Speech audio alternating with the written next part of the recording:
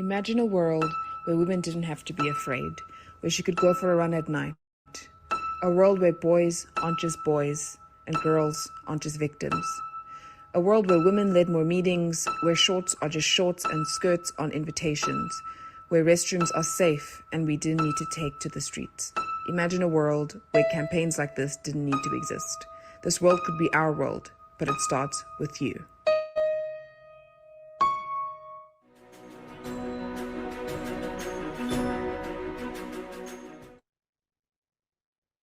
Imagine a world indeed. Hello, everyone, and welcome. And thank you for joining us for this edition of Africa University's Gender Equality Forum. My name is Kate Onsati. I'm a member of the Shared Value Africa Initiative team, and I'm glad to be your MC for the day. I would like to, first of all, thank MIP for sponsoring this edition of the forum, and the University of Stellenbosch, who are our co-hosts for this iteration of the forum again. We would like to thank everyone who is joining us, every representative of the various universities all across the continent. And please feel free to reach out to us on the email that will be shared on chat if you want to co-host the next iteration of the forum. About the Africa University's Gender Equality Forum.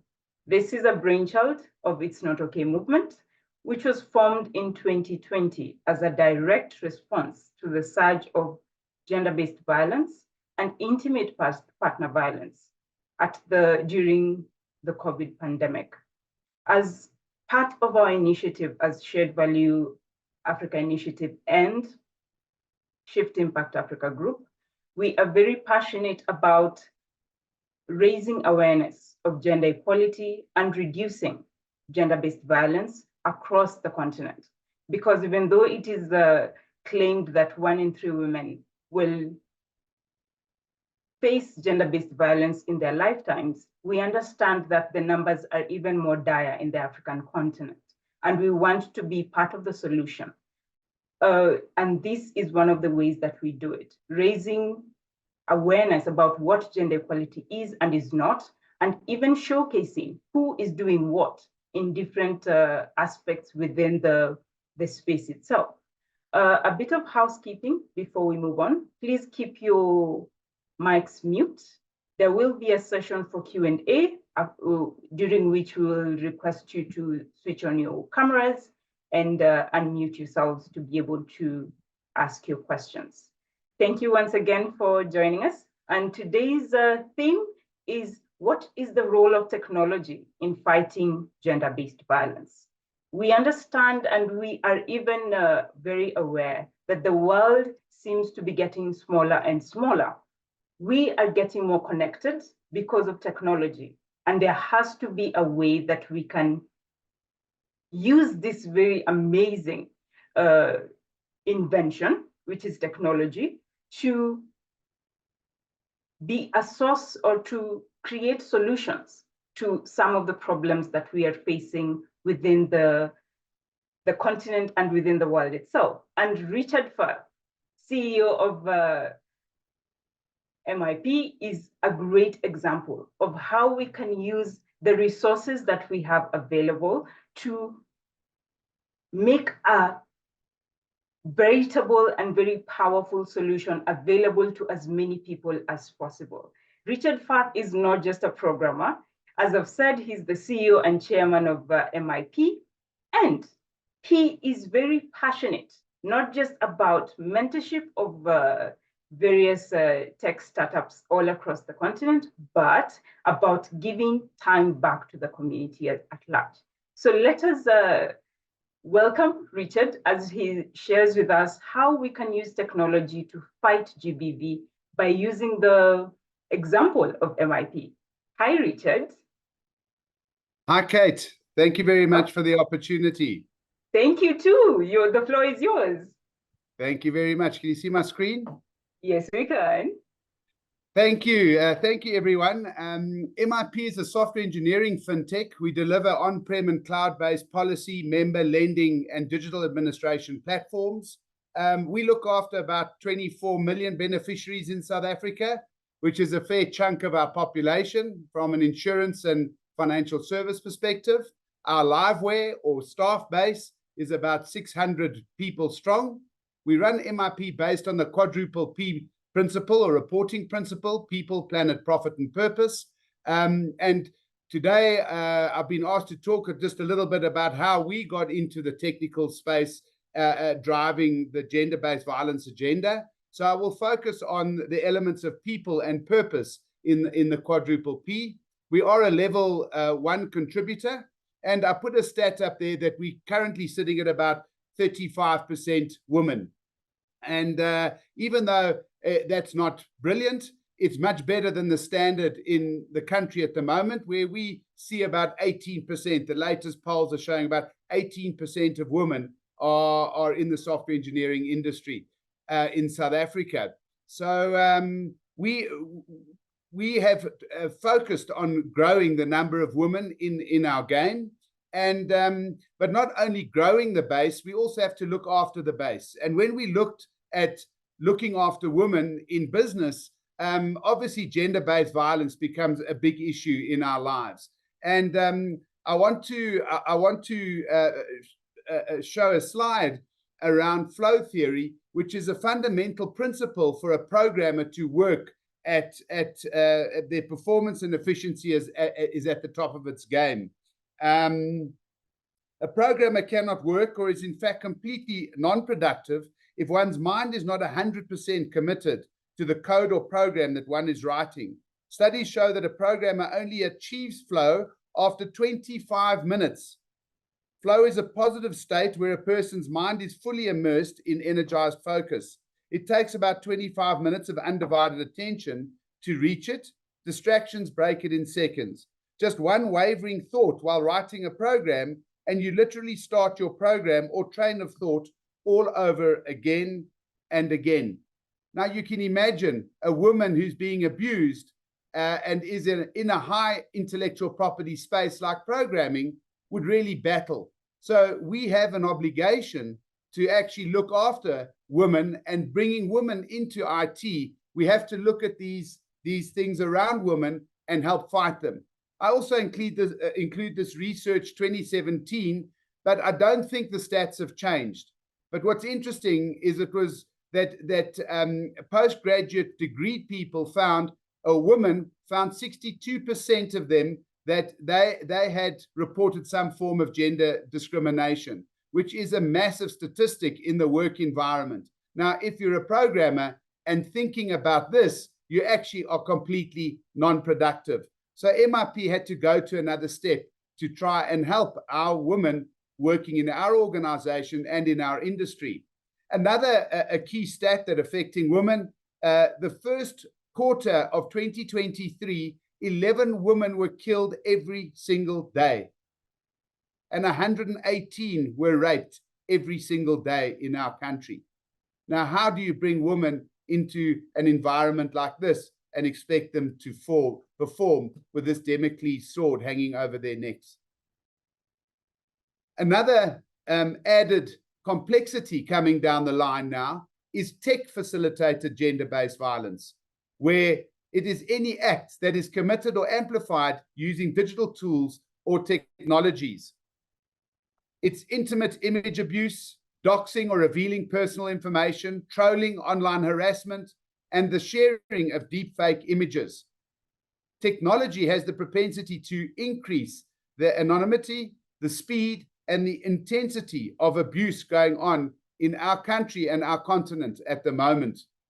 Digital violence through the use of digital tools like mobile phones, GPSs, and tracking devices can exacerbate offline forms of violence, including sexual harassment, stalking, intimate partner violence, trafficking, and sexual exploitation. And I get these slides from a site driven by UN Women. So, for example, traffickers often use technology to profile, recruit, control, and exploit their victims. So technology has to really take a look at, if we are going to build solutions around the scourge, we have to look at all of these elements as we go forward. Just looking at the internet, it was interesting for me that most of the sites that look at preventing gender-based violence focused on training programs for professionals, rehabilitation programs, campaigns to raise awareness, promote women empowerment, involve men and boys, education in non-violence and equality between men and women, and also challenging gender stereotyping. But where do you see in there arrest the people, find the perpetrators and lock them away? And that's something where we've had to focus and say, well, how do we do that? How does technology help us do that? So we commissioned a consultancy company called Sayeka to find us an existing organization in the GBV space, or the gender-based violence space, that had a track record, that had history, and that they were actually making a difference on the ground. Also, we did not just want to donate money, we wanted to use our technology expertise to help a successful organization be better. Sayeka recommended one very special NPO to MIP. It was called Tears, and it was founded by Mara Glennie, who's one of the speakers today. Nice to see your picture here, Mara. Welcome. A survivor of gender-based violence herself. Back in 2019, they were already supporting a community of 88,000 women. I could not believe the statistic, but this is only one of 22 NGOs working in this space. They run a call center and SMS hotline manned by skilled social workers. All the Tears work was captured and reduced to paper and filed. No matter how efficient the process is, paper will always be inefficient in a digital world. Mara told me we wanted a relationship. We obviously needed donations, but donations don't yield big dividends. We want and need partnerships. She said MIP have proven that corporate South Africa can make a real impact when we partner. So we used our fintech solutions to start building out a platform where we could begin to start capturing data. And I include this slide because our solution was recently added to Gartner's guide for policy administration platforms in Europe, Middle East, and Africa. So it's not about a small solution for a small problem. It's a big solution for a big problem. And the solution includes a digital business engagement platform, which manages workflows and reminders and rules engines and manages content, omni-channel communication, where we can talk to a survivor through any channel, whether it be via a call center, via WhatsApp, SMS, email, whatever the case might be, being able to integrate the whole relationship management with the survivor. But not only that, with the new digital forms of abuse, we need to be able to capture those forms in some form of timeline to help a survivor gather the data that they would need to drive a successful conviction of a perpetrator. So we've spent a lot of time with Mara's people building out the platform, and really so many people are focused on maybe WhatsApp solutions or a mobile app that's got a fancy button that at a push of a button, I can get help. But without all of that data going into some form of strong backend, we don't have something where we can take the information and hand it to a court of law and help actually make successful arrests.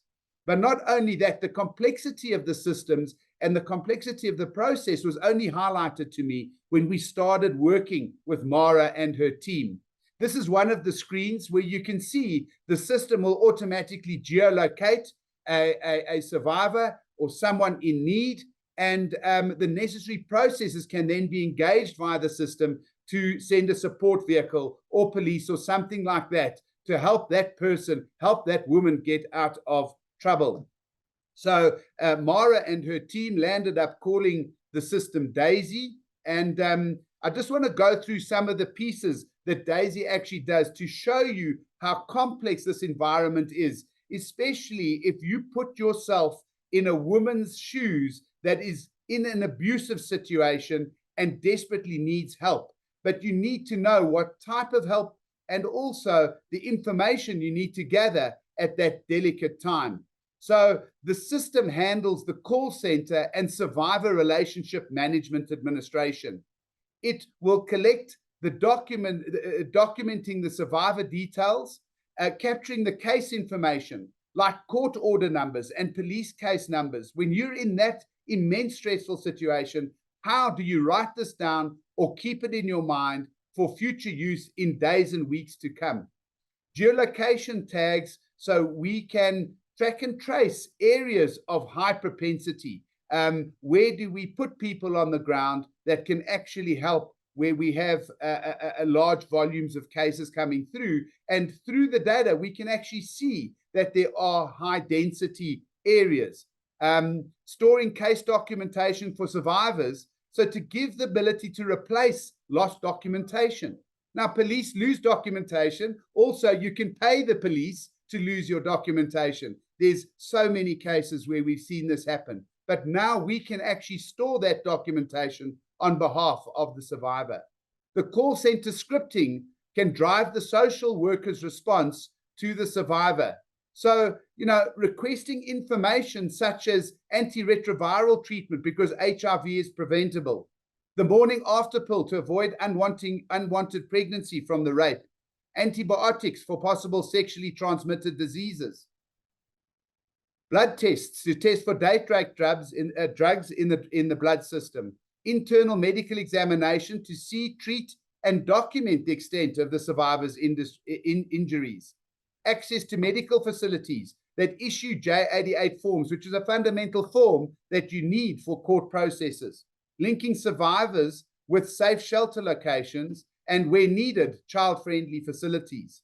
But also what I really like is that we've introduced some stuff where we can track and trace perpetrators. We all know a perpetrator often gets off when it's their first time because it's just a man versus a woman and who says what. But when a perpetrator does it the second time and we have the information, we can now begin to marry that information across multiple interventions. And we have seen in the media, in the UK media of late, where many women come forward after a famous person is accused of something. They deny it, and very quickly we see so many people coming forward, and only then do we get traction in a case. Another fundamental portion. Yes? I'm curious. Apologies, time is almost up. But I'm curious, what is one of the lessons that you can share with other tech organizations all across the country? What is one lesson that you've learned through all this? Well, the big lesson is going to be that we have to collect the data. So this information is now being used by professors from Wits University to actually detail a plan. And I understand that data is going all the way up to the presidency in South Africa to use the data to begin to actually build a plan where we can fight what we're doing here on the ground. Amazing, amazing. Thank you so much, Richard. Thank you. If you need to reach out to Richard, we'll share his organization's link on the chat. Please feel free to reach out in case of any questions, but we'll also have a Q&A at the end of the session. Thank you so much. Right now, we want to ask you a question through our polls to just gauge your knowledge of gender equality, in your view, how effective are our current efforts in the fight against GBV? There seems to be a lot of extremes. We're either effective or not effective at all. We have a lot of work to do, people. I'll be very interested to hear what Professor House has to say about this.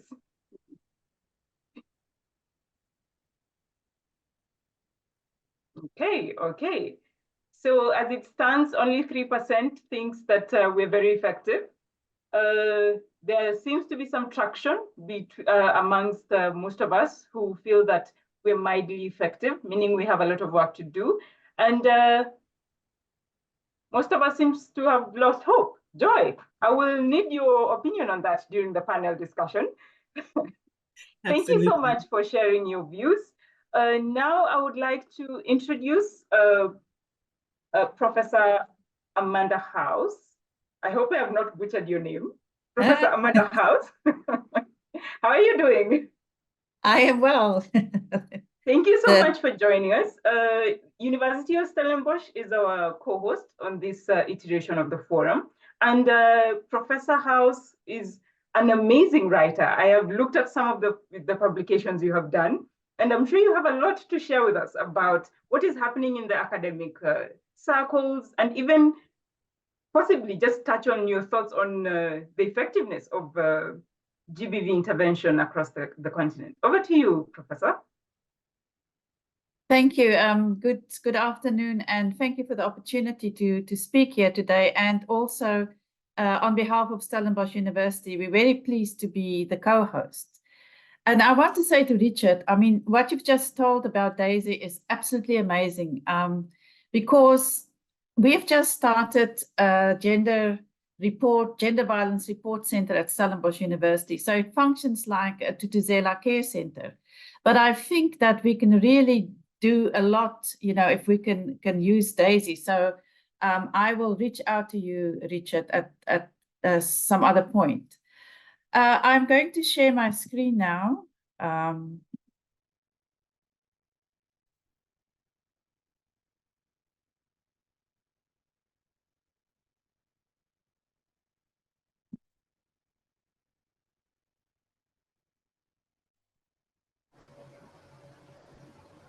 So let me start by saying something about myself. I was the chair of the Sexual Harassment Advisory Committee at Stellenbosch University for 20 years.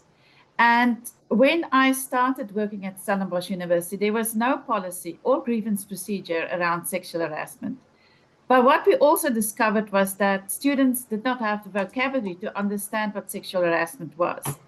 So we did one of the first studies in South Africa with a sample of 2,000 students somebody's microphone is on. Can you just switch off, please? To make them understand what sexual harassment is, or we wanted to find out if they knew. And because sexual harassment is actually a spectrum that starts with non-verbal issues like, you know, winking and touching, through sexist jokes and comments, to touching, fondling, and to sexual assault, and then the most extreme end of the spectrum is of course rape. And what we found was that students didn't know. They didn't have the vocabulary. They only thought that rape was sexual harassment and everything else was, that's how life works, right? So that tells us something about the normalization of the type of violence in society, but also on campus. And so what is now called rape culture becomes normalized and entrenched, because rape culture includes a lot of different types of behaviors that really dehumanize and objectify women and makes violence against women seem normal. And this country, because of the very high statistics, rape culture is normalized.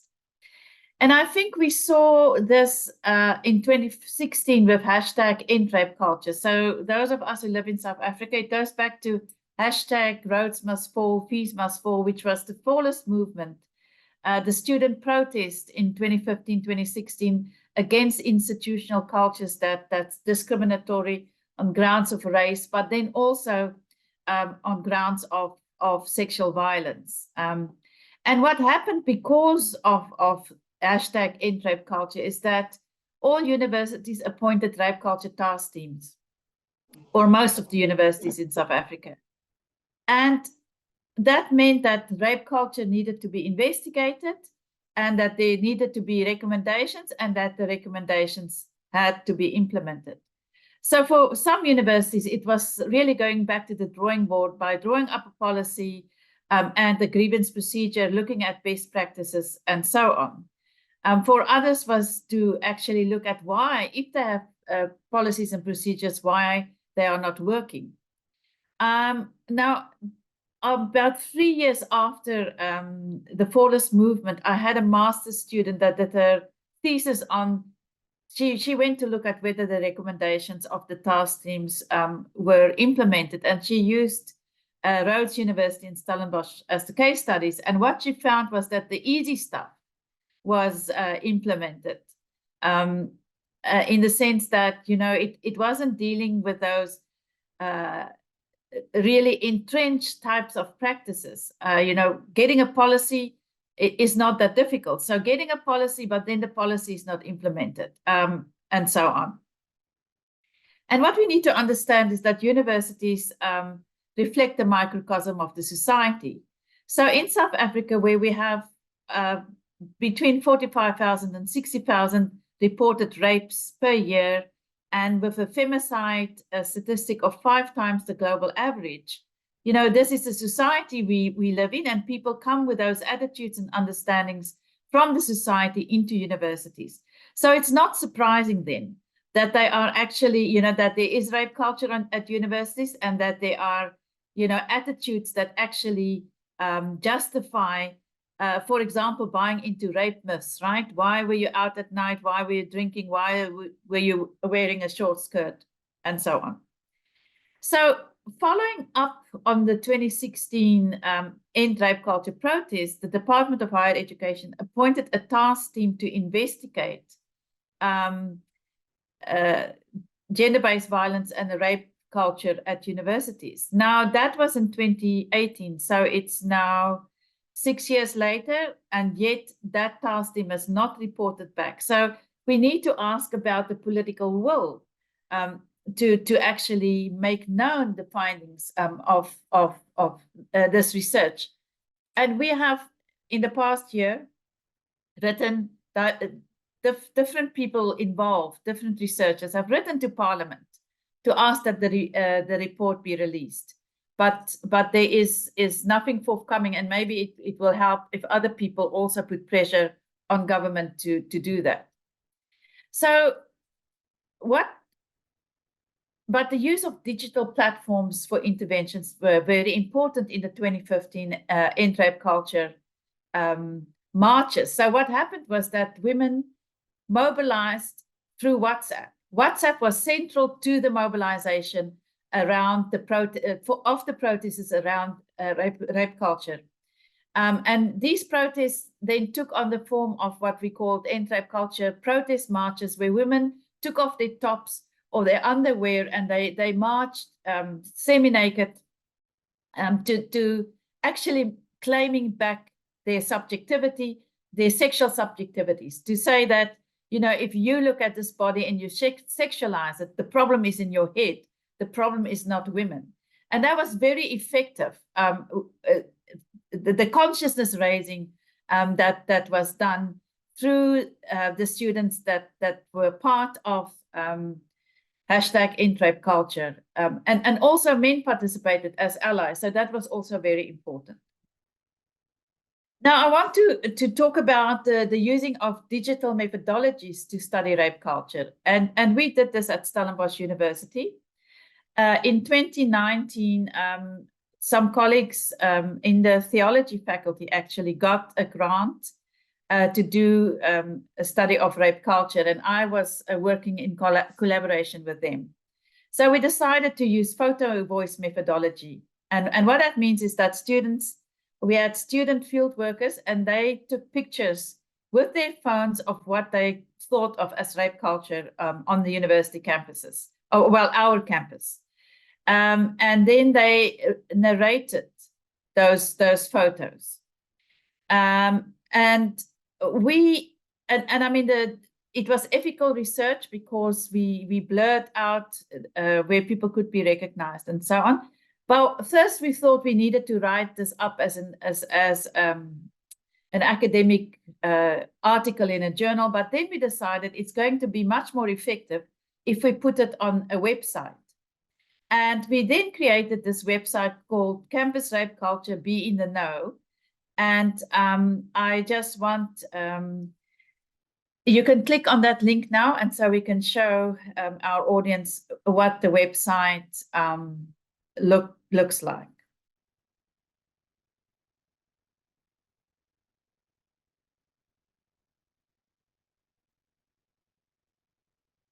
I'm sharing for you, Prof. Just 1 second, sorry. Thank you.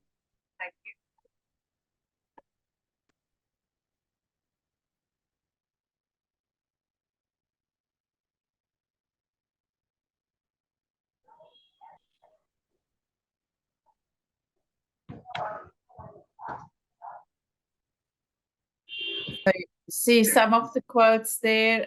There's some information on what rape culture is. We're not going to talk to that now because we don't have time, but you can go, the link is in the slide, you can go to that link. And so what we did in order for the field workers not to be harassed and victimized is that they all chose avatars, and then it was the avatars that narrated the findings on this website. Okay, you can stop sharing now. And I'm just going to talk because it's at the end of the slide, is that it created a lot of consciousness. Students go to that site, they look at, what other students thought was rape culture. And it is so successful that it's now being used, the same methodology, by universities in South Africa and also by universities abroad. So I think, this is an important way to combine academic research with consciousness raising, and also with sort of helping for students to think through what type of interventions are needed to deal with rape culture on university campuses. So I think my conclusion then is that there are different forms of methodologies in the digital world that can be used to help deal with the problem of gender-based violence. Thank you. Thank you so much, Prof. I think it's really encouraging to see that campuses are rising to the task of raising awareness on gender equality, gender-based violence, and actually such research is going on. I think it's something that we'll want to hear more about. If you want to read more on campus rape culture, we have shared the link on the chat. Please feel free to also reach out to Prof and read some of our articles. You may learn something or two.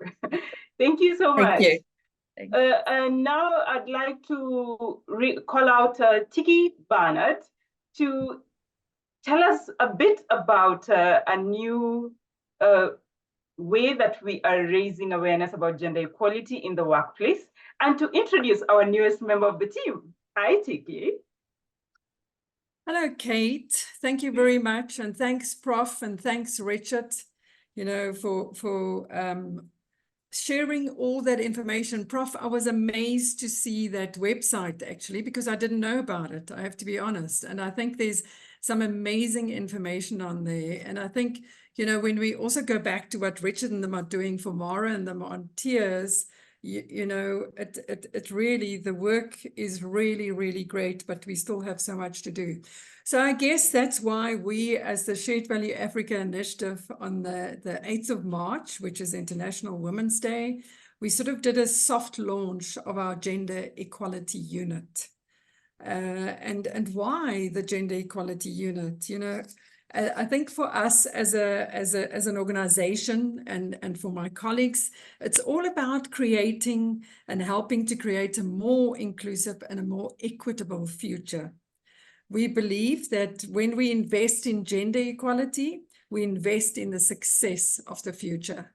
So today, I'm really, really very proud and happy to introduce the woman that's going to lead the Gender Equality Unit.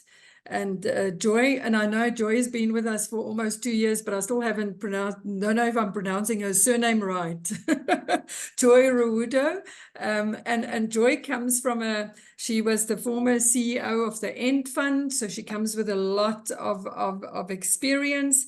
And we really, really need believe that this is the right thing to do, because we want to champion gender equality and GBV prevention, but we want to try and help as well through the collective, the private sector, government, academic institutions. How do we work together to actually create and scale this force to bring about change? So I'm going to hand over to Joy, who's going to lead the panel today.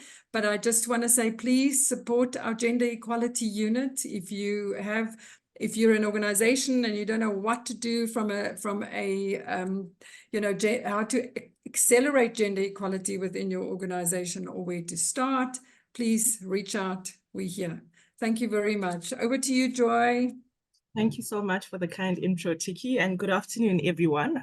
Good morning to some. I know people are in different time zones. So we are going to be going into a panel discussion, and I think as previous speakers have alluded to, the lack of awareness about rights and just the potential to achieve equality is one of the breeding grounds for gender inequality, and it really fuels the fire for gender-based violence. So this next segment is going to focus on some of the solutions that are underway, and education, of course, plays a crucial role in dismantling this inequality. Academic institutions are uniquely positioned to create change because they can educate future leaders and foster a culture of respect, and they can reshape the societal perspectives that contribute to a future that is free from GBV. Dr. Khao spoke earlier on about the issue of victim blaming and victim shaming, which is so typical in our responses to survivors that have gone through incidents of violence and harassment. So how do we become more conscientized to the need for survivor-centered approaches? We're fortunate today to have a panel of diverse experts that are going to bring a wealth of experience in tackling GBV from various fields, including the likes of academia, advocacy, and also survivor approach. So we'll begin by hearing just some opening remarks from each panelist, and they'll have 3 minutes to share their unique perspectives on the subject and highlight key support systems that we can discuss further in the panel discussion. I'd like to start off by introducing Dr. Sayan Alves. And she's a true force for social justice. She has a long history of working across sectors to combat oppression and promote equality. And she's worn many hats, including working with government, with NGOs and universities, all focused on empowering marginalized communities. So one of her key areas of expertise is designing systems for change. And she's in fact the director of the Office for Inclusivity and Change at the University of Cape Town. This unit we've heard a lot about. They're tackling a range of issues, which include the likes of systemic change within South African universities. So we're thrilled to have you on board, Dr. Alves, on the panel today. And I'd like to give the floor over to you to please share just over 3 minutes, an overview of your work and your office's efforts in addressing GBV. Thank you so much, Joy, and good afternoon to colleagues. Thank you for that kind introduction, Joy. Yes, I've been the director of the Office for Inclusivity and Change at UCT since 2017. And during that time, I was also the chair of the Ministerial Task Team for Gender-Based Violence in the tertiary sector, where we established the minimum standards for the tertiary sector.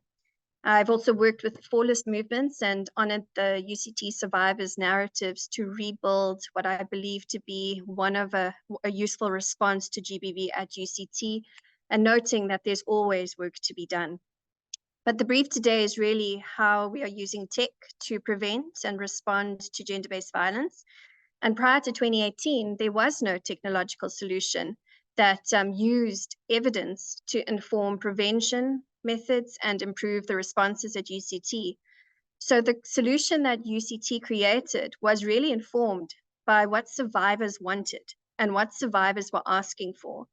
And these requests were access to their own information, to their reports, live updates on their cases, regardless of where it was within the university system. And as the system began to develop, they also wanted the university to begin to audit its own processes in terms of efficacy. So since 2018, UCT has been using a case reporting tool to archive historic data, so data stemming back to 2002, and to record current instances. And this tool is designed to really ensure that survivors are able to navigate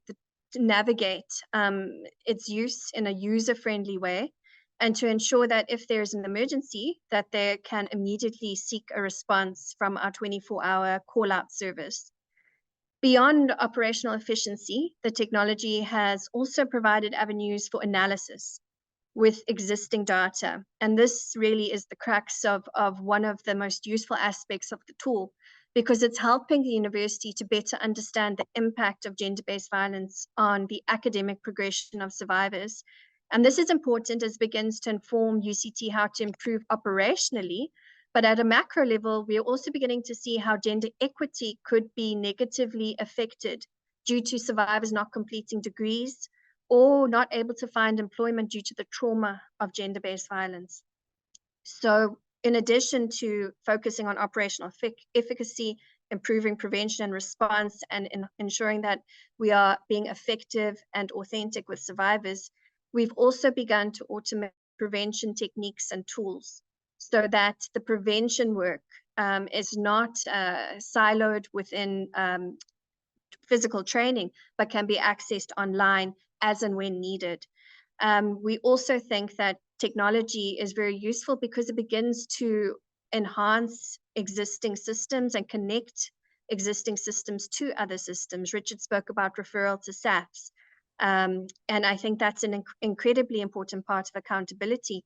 And this brings me to ethical protocols. So where ethical protocols have been followed, the keynote speakers focus on the use of evidence and data to advocate for change, and I completely agree.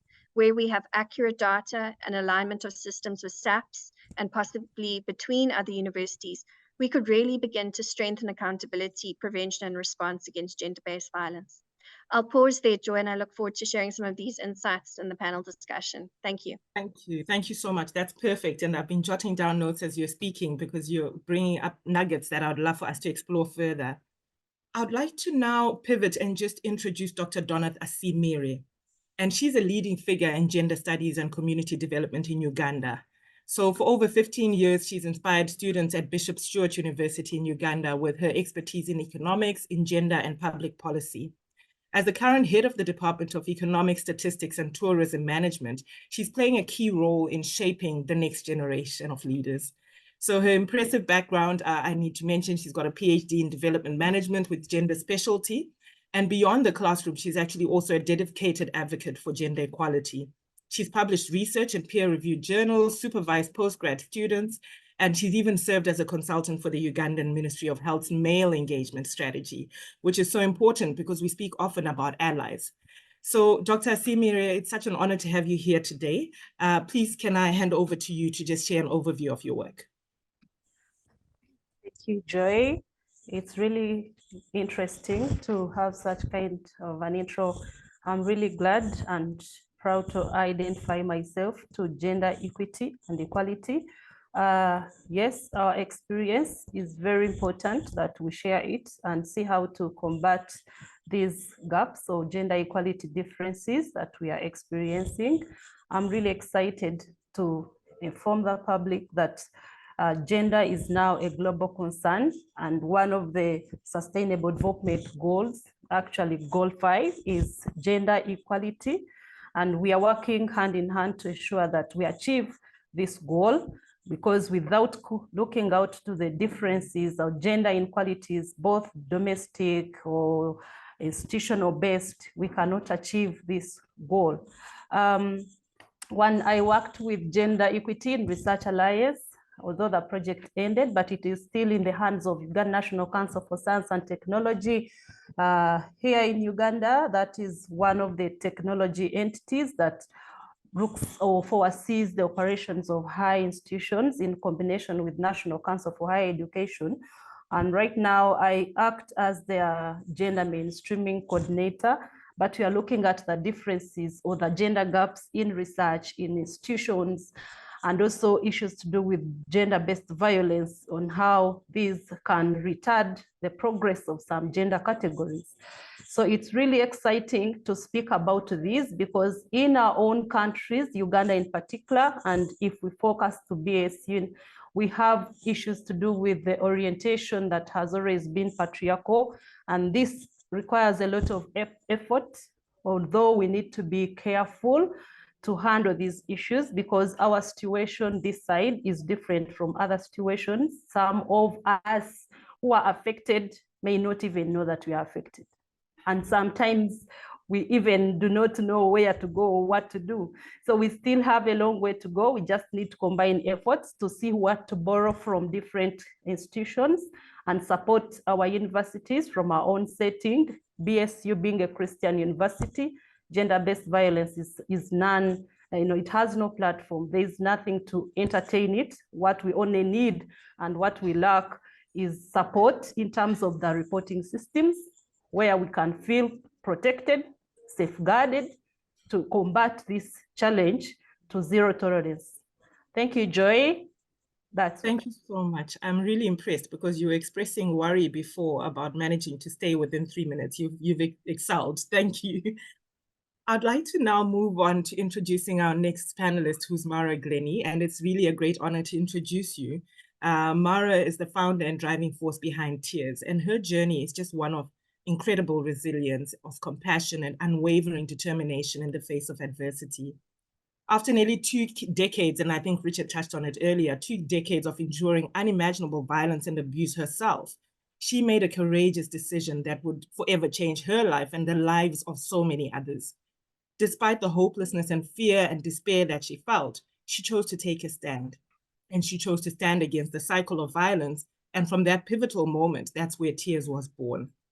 So, with nothing more than a phone in her hand and a heart full of empathy, she embarked on a mission to provide hope and healing. And her experience through Tears is enabling a lifeline for victims, offering a 24-hour SMS helpline and so much more. Mara, I feel like I could write a book about you, but I'm going to pause here and allow you to share over 3 minutes an overview of your work and Tears. Mara, you're on mute.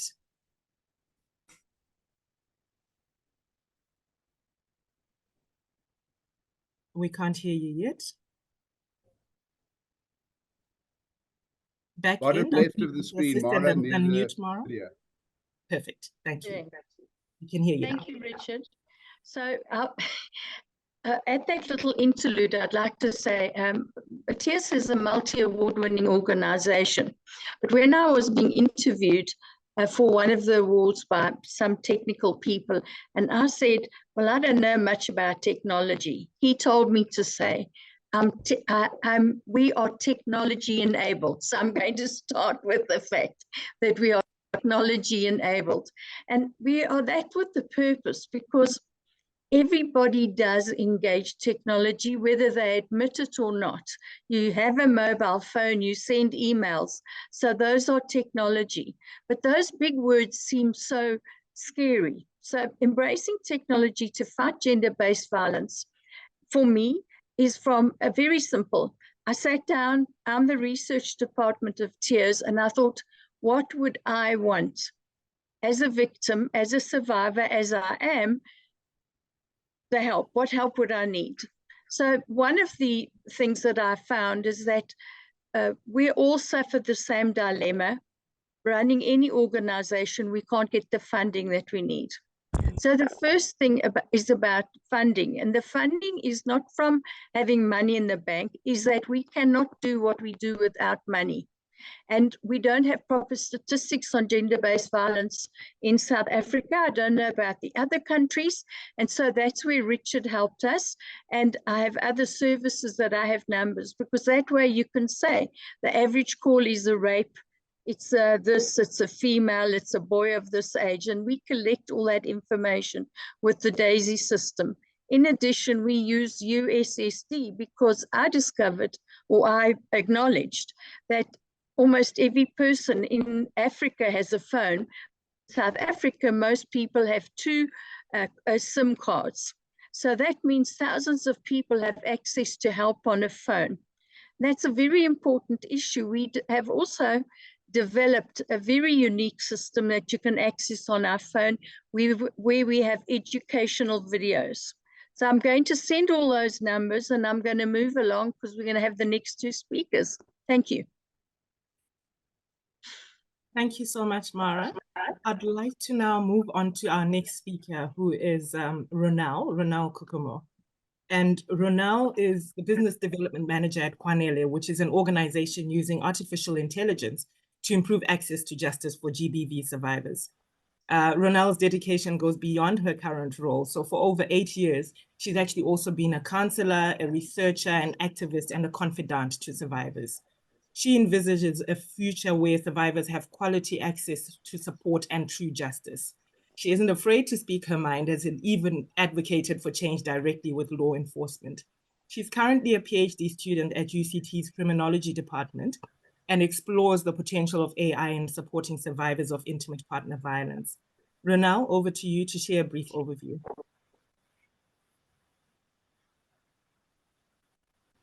Hi, Joy, and thank you so much, everyone, for having me. It is always an honor to be, as a younger researcher, in the room with so many massive names in the sector.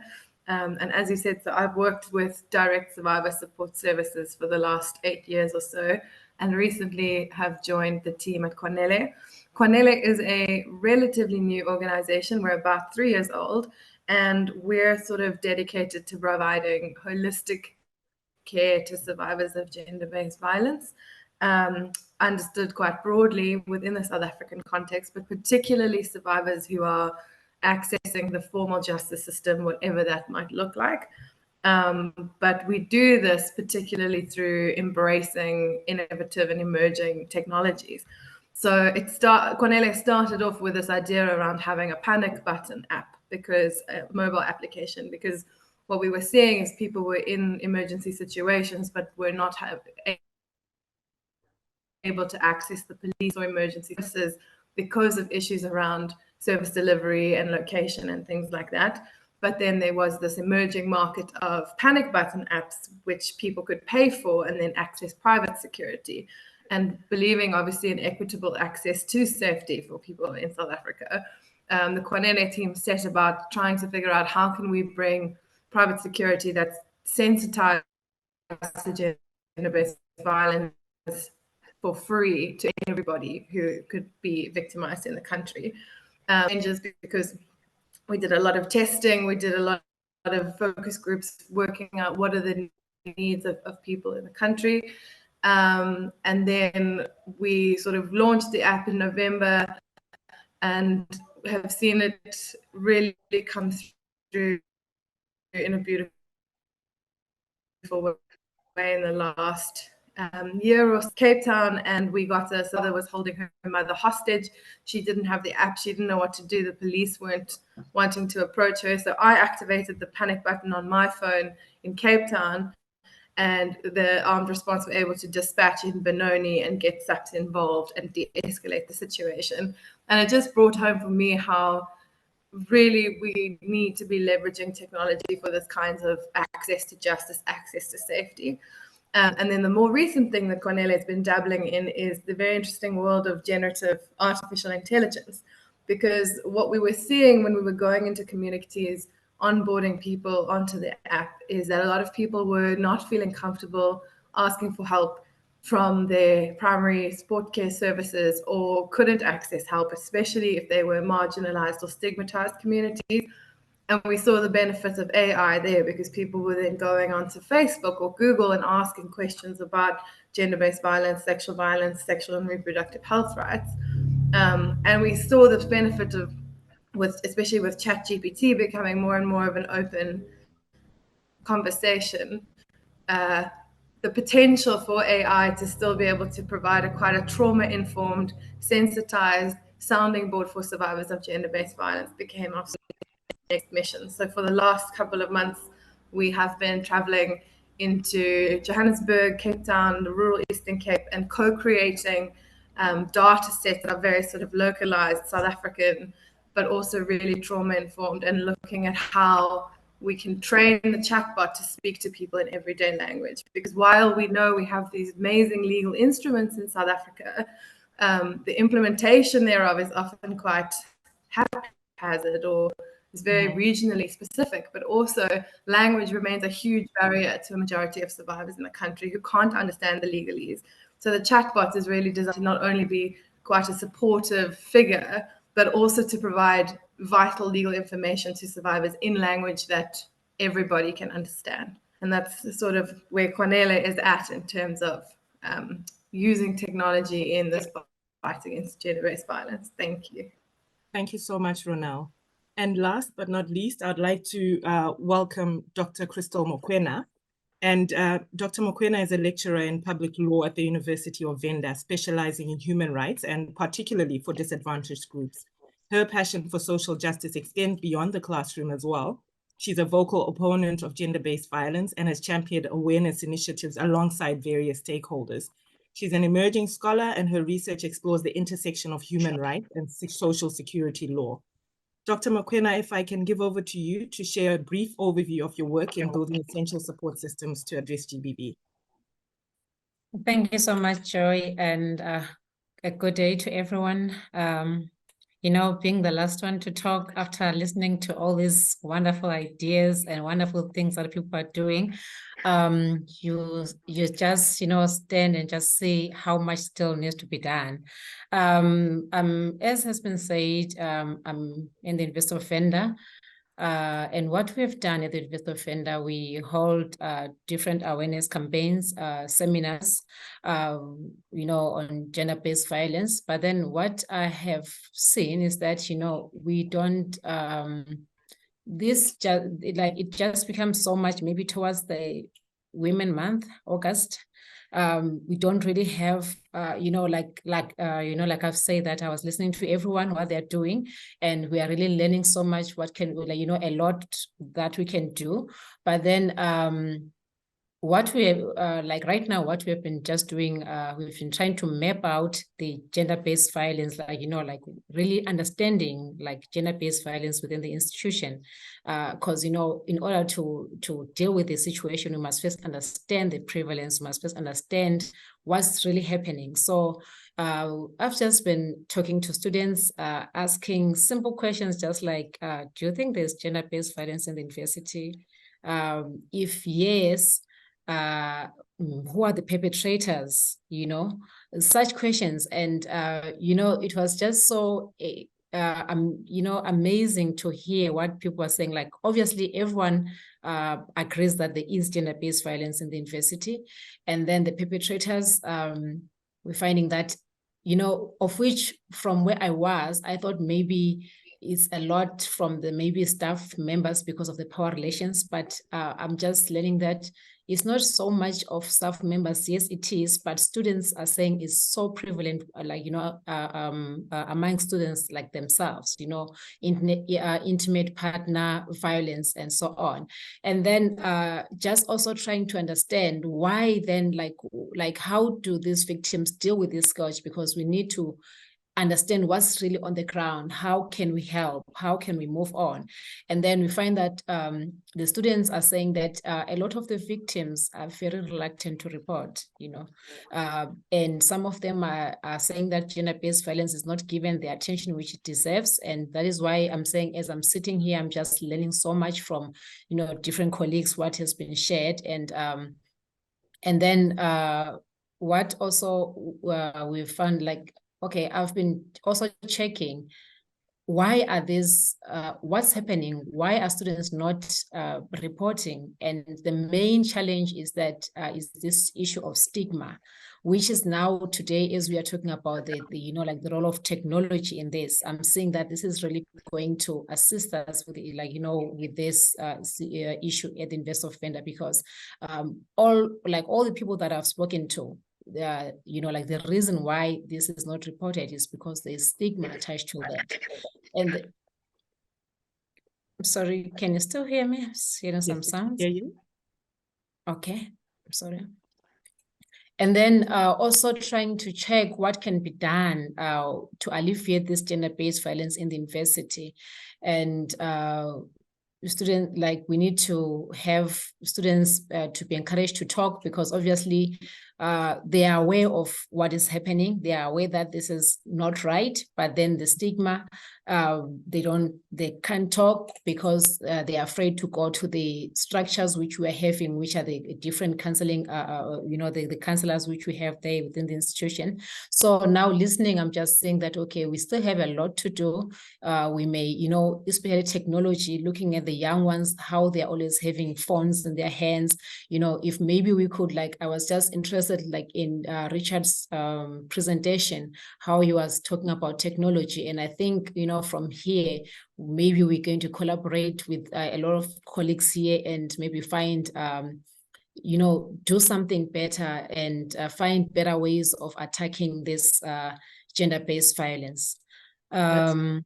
Yeah, I guess. Don't mind pausing there, because I feel like it's a perfect juncture to a question that I had for Dr. Athimire. I'm curious to know more about the levels of understanding of GBV at Bishop Stewart University in Uganda, and what the realities are that you're experiencing around support and response mechanisms. So, okay, the level of understanding of the GBV. Sorry, Dr. Mokoena, that was to Dr. Asimire. Okay. Thank you. Thank you, Joy. I have to mention that, yes, gender-based violence is a reality. We cannot keep quiet about it. We can't shy away from speaking about it, although different culture settings now require that we sieve through and see what different categories of gender types are interested in or what they don't like. So it becomes difficult to universalize these issues. Now, to stand out as Bishop Stewart University, we have different culture settings. BSU is in the zone of the biggest refugee settlement camp, and we have an influx of refugees around. So you find that within the university, there are different nationalities. And so it becomes tricky to now say this is the most issue related to gender-based violence.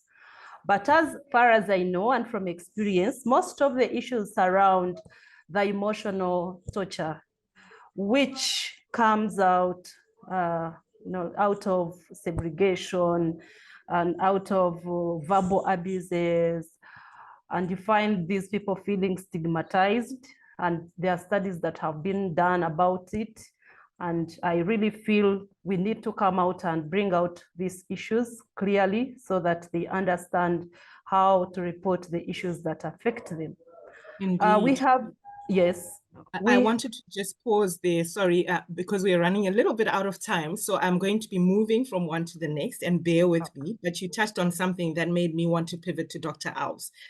Both you, Dr. Asimire and Dr. Mokoena, have spoken about something that makes me wonder, what does the perpetrator look like? Because I think we all have an image of who the perpetrator is in our minds. And it's important for us to recognize that it's not always the male, right? And there are different victims. Anyone can be a victim and anyone can be a survivor. So I wanted to shift to you, Dr. Alves. You shared a little earlier on about just the amazing digital system that is helping to tackle GBV at UCT. Can you share a little more about the role that tech is playing in preventing or dealing with GBV? And maybe also speak about the uptake. And I say this after talking about who the perpetrator is, because sometimes if the victim is male, are we giving them enough room or a platform to be able to freely report? So can you touch on that, please? Thanks so much. It's such an important question because quite rightly, GBV affects everybody, and specifically the most marginalized, including folks with disabilities. And what we are able to show from our data set over the past, since 2018, is that 80% of our students are utilizing our portal as the first space to gain help. And that's quite telling because students, as my colleagues have said on the panel, are using their phones. So the accessibility is key. And that's really what we wanted to do. We're nowhere near what Cornelia does, but certainly we wanted to say the UCT platform, it's in your hand. Let us know when you need help and we'll be there. And so since then, we've been able to track that 80%, and it's growing. We service at least 200 survivors per annum. And they come from all genders, all sexualities, all abilities, and that is quite telling. We have a lower statistics, of course, for what you term as the LGBTQIA population, but we work with other NGOs like Gender Dynamics. We support Rainbow UCT, who are also the first responders, the first port of call for help. So by working more collaboratively with people in the system, we're able to assist and support survivors who come from different marginalized groups. I think the intention at the end of the day is how do we use technology by placing it in the palm of your hand to seek support, and then to gain access to support once you've accessed that technology. You asked about prevention. Now, prevention is quite key. Again, the uptake here is around our main tool as a university is education. So how do you use education to prevent? How do you use education to change behavior? How do you use education to cultivate a new culture? And part of that culture is also building trust. And so we utilize that by capacitation of people within specific spaces to ensure that they have online education tools that they're able to complete during their time, but then also come into one-on-one engagements physically to have the further contact. But technology in terms of uptake, in terms of prevention education, we utilize that for all what we term respondent education. So coming out of a formal process, or if they have offended in the university, then they are sent into an online training program over a period of time, and that is followed up with physical training as well. Great. And I think at this juncture, I would like to pivot to Mara, because you've done a lot of work around support systems as well, and leaning significantly on the use of data to inform strategies. So how prevalent has the adoption of tech in fighting GBV been for you? And does the tech allow us to cast the net wide enough so that it cuts across different demographics? Every service offering that we have is actually based around the survivor. I'm a survivor, and I asked myself, when I was in the police station and I couldn't get the help, what did I need? So the first thing that I did on tech is I had 3 students, or 3 people, myself and 2 students, around the table in those days when we had phone books, looking up addresses, because we've spoken a lot about collaboration. But if you need to refer someone, you need to know where you're sending them to. So we spent a lot of research on what facilities, what services do we need to assist the survivor when we have them on the other end of the phone. So we have a very comprehensive database that's available, system that Richard does for us. However, it is very important to make sure that that information is up to date. So I have a person working on that database every single day. We go from A to Z and we start again. And if we see that the company is closed down, we take them off the list, because those addresses are somebody's life. So it's, very interestingly or sadly, during the COVID lockdown, 1/3 of the numbers of the organizations on our database shut down. So we have 1,000 less people in South Africa helping rape and abuse victims, which is a sadness. And with the cutbacks in South Africa, we've got enormous cutbacks in this section. We foresee that more will happen. So it's very, very important. On the same telephone that you can select by geolocation the nearest place where you can get help. We also have access for people to say, I'm in a life-threatening situation. And the call operator will send an ambulance or a police vehicle to get the help. And alongside that request button, we also have Call Me Back Tomorrow, because I think some people don't allow for someone to call back tomorrow. You might be using your phone and your perpetrator's in the next room or even next to you, and you don't want, and so that's what we have. So we have immediate help and call back tomorrow. So one of the I'm going to have to pause you for a moment because I think you're touching on exactly where I was wanting to go, which is the issue of accessibility.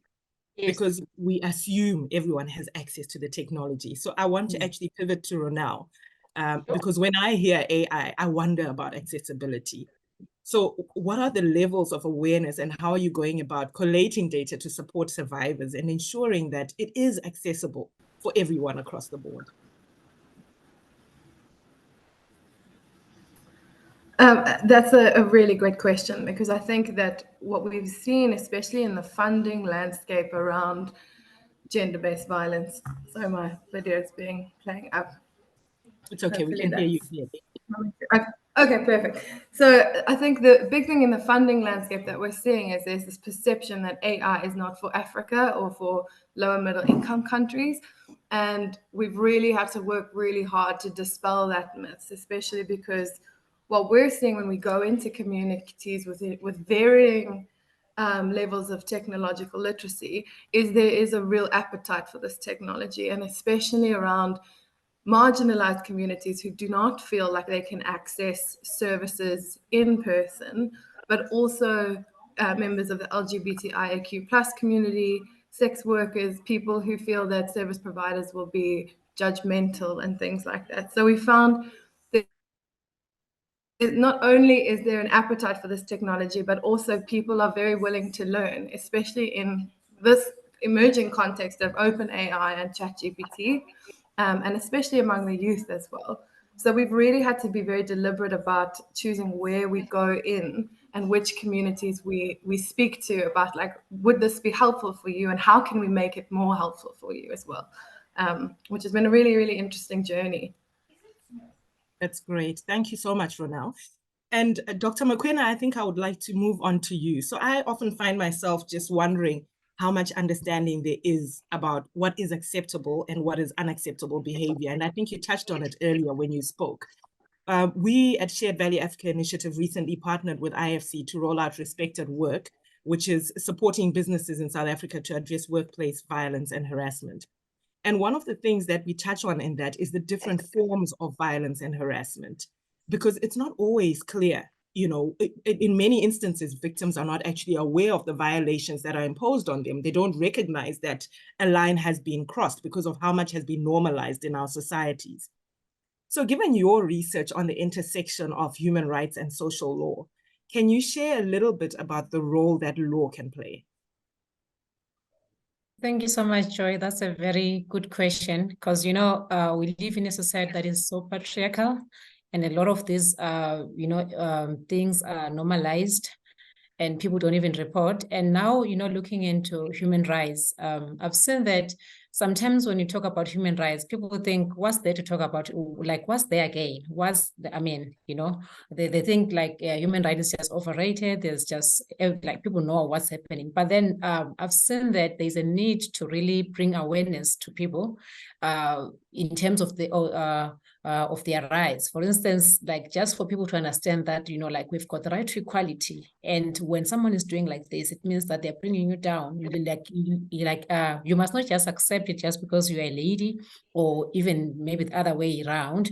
And also just for people to understand their right to human dignity, that, you know what, being held, maybe like when someone is touching me or doing this, then this person is violating, you know, like my human rights. So I think there's so much awareness which we still need to do. And also just, I think last week, Human Rights Day, yes, South Africa, we're talking about something came up in the engagement that we're having, that we need to have maybe a community engagement or awareness where we even go to the police stations just to maybe educate, you know, the police officers in terms of maybe when someone is coming to open maybe like a case of sexual violence, be it male, like, but then like that question was mainly for male victims, that, you know, when they go there, they find that they're just being laughed at and so on. So I think just bring that awareness to people to say that, you know what, like when you're talking about gender-based violence and right, maybe like the rights, like the right to equality and so on, anyone can become a victim, just to bring that awareness. So that's what I think we should do. Thank you so much. And now I sit here with a problem, because when you have experts like yourselves in one room, you can never have enough time. And I know you have so much more to share, but I do want to open up the floor for potentially 2 minutes that we can just get 1 or 2 questions from the floor. If I can just get support, Kate, is there anyone who had their hand up already? If not, we can have someone just unmute and ask a question. Not yet, Joy. Is there anyone who has a burning question from the floor? We'll allow you to unmute and ask a question of our panel. Good afternoon. This is Manto Madiba. Thank you so much for all the informative information. Mine is, when I was basically acting as a faculty advisor for students, and we had gone on a trip and there was an incident of rape. And the issue was consent. And I realized that our students don't even know what that is. And the rape was accompanied with violence. They don't even understand what consent is. Should we be thinking about ways of educating students from from the beginning, as soon as they register, let's say at universities. I remember when I was at Wake Forest University, I had to finish a 3-hour course talking about gender-based violence, consent, and all these things. I can't even hug someone without even asking them. And most of the things that I learned, I was highly unaware of. So should we be doing that at the onset? Because they don't even know that if someone is been drinking, they can't consent. Or if the person decides to stop in the middle of the act and things like that, that they're allowed to do that. So should we be doing that, or is it something that is still ahead of us? I think that's a brilliant question. I'm going to allow any one of our panelists, or maybe two, to quickly address that. And then I will also share a link to a video, which I think is so insightful in that area. I see we have one other hand. Kate, you can inbox me to let me know if we have time for it. In the meantime, one of our panelists can tackle the question we've received. Thank you, Joy.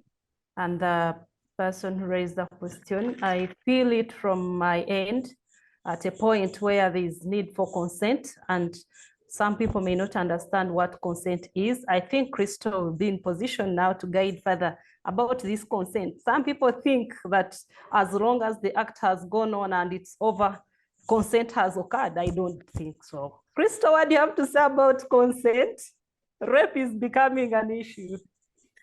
Thank you so much, Dr. Asomiro. But I think the person who asked the question already mentioned that, like if maybe you have consented and then along the way you've changed your mind, then the other party has to understand that. And I just wanted to also to say from the engagement that I had with a student, it also just, it was, we found out that there is a need to really do what Mandra is talking about, to have maybe at first year students being taken on, educated on this gender-based violence. What does it mean? Healthy relationships. When someone does this, you're in a relationship and then they do this is not like you must report, it's not right, and so on. So I think, Manta, we're going to have to work together on that one. We need to start it. Thank you. Lovely. And I know our other panelists would have had contributions to this, but there is one more hand. I think was it Chantal? I was seeing a hand. Is it still up, or has your question potentially been addressed? Cornelia. While we wait to see if Cornelia still has a question, I see Ronald wanted to say something. Ronald? And if we can now make it brief, because I am receiving messages, threatening messages from admin. So if we can wind down quickly, Ronald, you're free to chime in, and we wait to hear from Cornell. Sure. I think just to echo that and say how important that has been with our research, because one of the questions we found when we were compiling, not as explicitly linked to sexual violence as you'd think, there were questions around, this thing happened to me, does this count as sexual violence, or is the I should get a protection, being very blurry for people, and that those are the questions that they're looking to answer, not necessarily always having the vocabulary that I think us in the sector sometimes think they will have.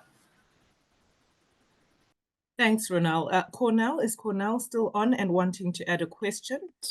Yeah, it's Cornelia.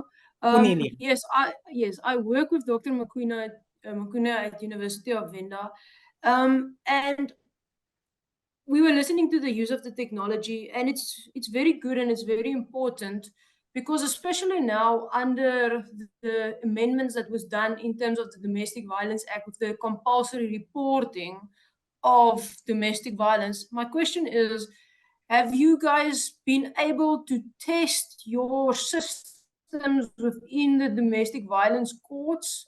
Has there been cases that we can go and look at to see whether or not the system that you MIP created has been effective and has been accepted by courts? Thank you. And to our panelists, can I leave that to one of you to respond? Mara, you look like you're off mute. Are you wanting to take this on?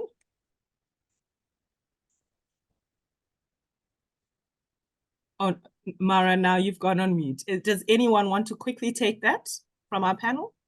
Now, the platforms are key. For us in particular, we have some pending bills related to issues of rape because consent has become an issue. So platforms, instruments or IT tools are very important now for people to air out to the anonymous counselors, possible and flexible mechanisms that can support us, can support the victims to report. In particular, from my own end, we really need support on how to develop these systems in place. Although we have policies, but most of them are not functional because we lack support of the IT system and to make sure that these are effective. So the challenge being shared there is also being faced this side. And I really think, according to the presentation made, there are possibilities if Richard is given an opportunity to explore and try out some of these tools. This is possible because we have seen some work in some institutions. Thank you. Thank you so much.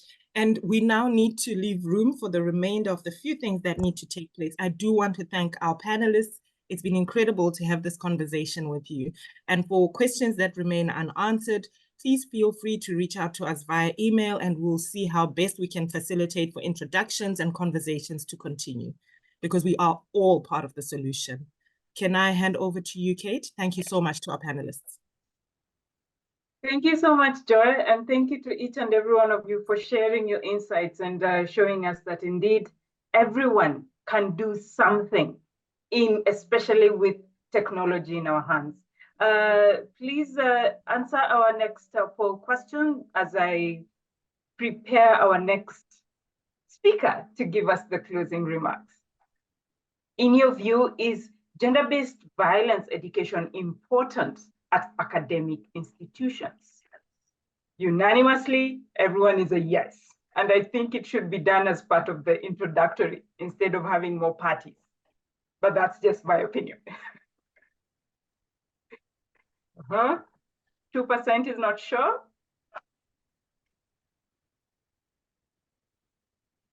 Thank you so much for sharing your insights. We hope that you share in case you didn't answer the question, that what has been answered is indicative of what is on the ground. So please allow me to invite Dr. Kuthia Nguti. Dr. Kuthia is a researcher and faculty member of Strathmore University Business School. She is very experienced in matters consultancy, research and training, and has led multinational studies on the subject of gender equality and social inclusivity. She will be giving us the closing remarks. Hi, Kuthia. So much. This has been such an amazing session. It's one that happened by so quickly. And it was just such a joy listening to things I've spoken to you. Sorry to interrupt. I can't hear her clearly. Is it just me? Even me, I can't listen properly. Also can't hear. It's muffled. If you're using earphones, perhaps try to do it without the earphones.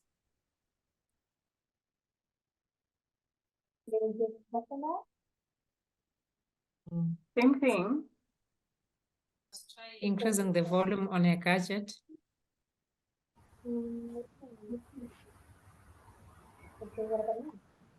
No, it's not.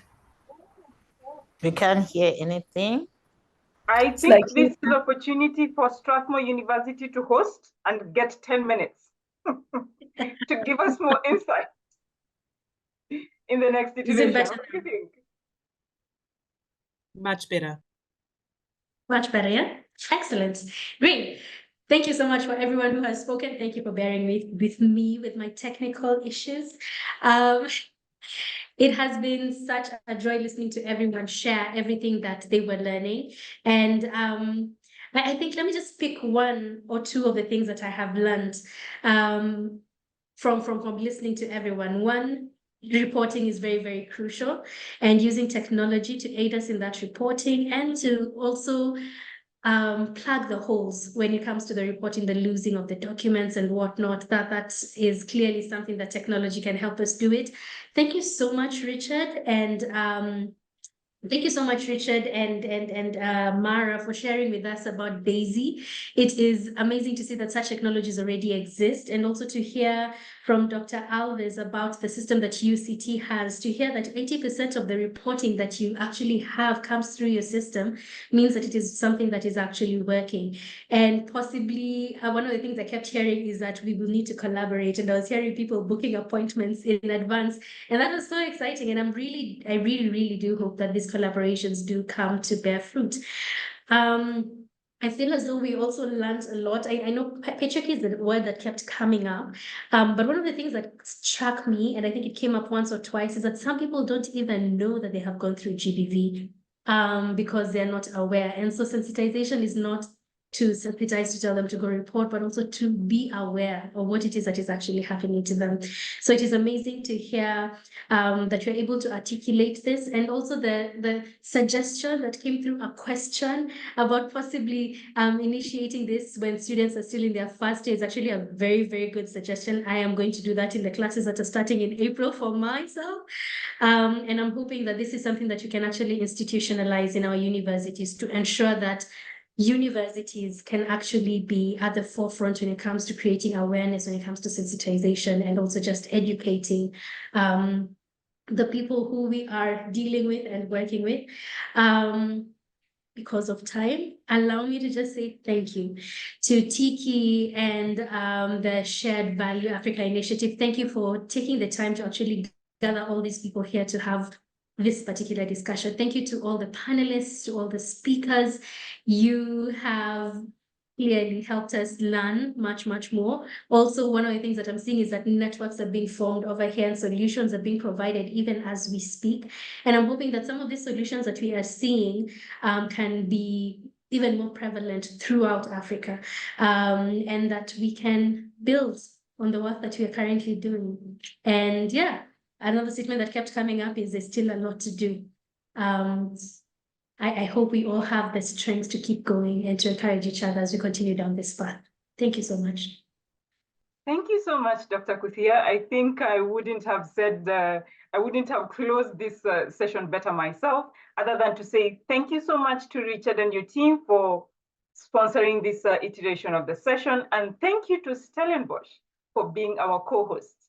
Thank you all, and may we all go out there and do something in this fight against gender-based violence. I've been Kate Onsati, your host. Thank you all, and have a wonderful long weekend going forward. Goodbye. Thanks, Kate. Well done. Thank you. Bye. Thank you. Bye. Bye-bye. Thank you. Well done, Kate.